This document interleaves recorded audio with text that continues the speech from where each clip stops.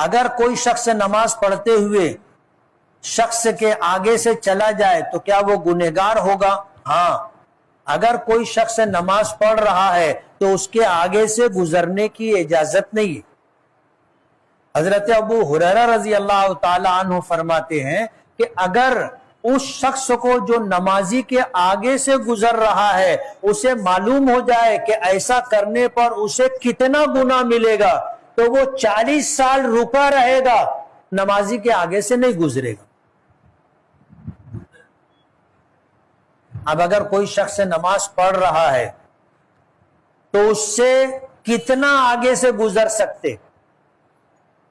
علماء نے لکھا ہے کہ وہ قیام کی حالت میں ہے، نیت باندھا ہے اور سجدے کی جگہ پر اس کی نظر ہے، تو اسے کہاں تک دکھائی دیتا ہے؟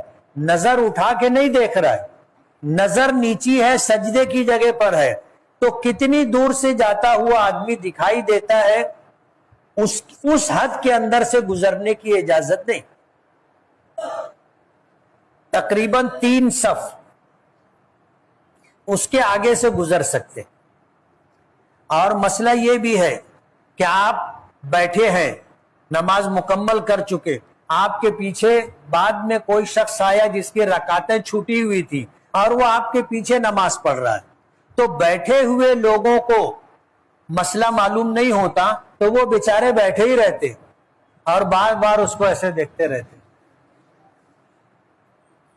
علماء نے لکھا ہے کہ یہ بیٹھا ہوا شخص اگر اٹھ کر جانا چاہے تو جا سکتا ہے، اس لیے کہ یہ شخص ہٹ رہا ہے، گزر نہیں رہا ہے۔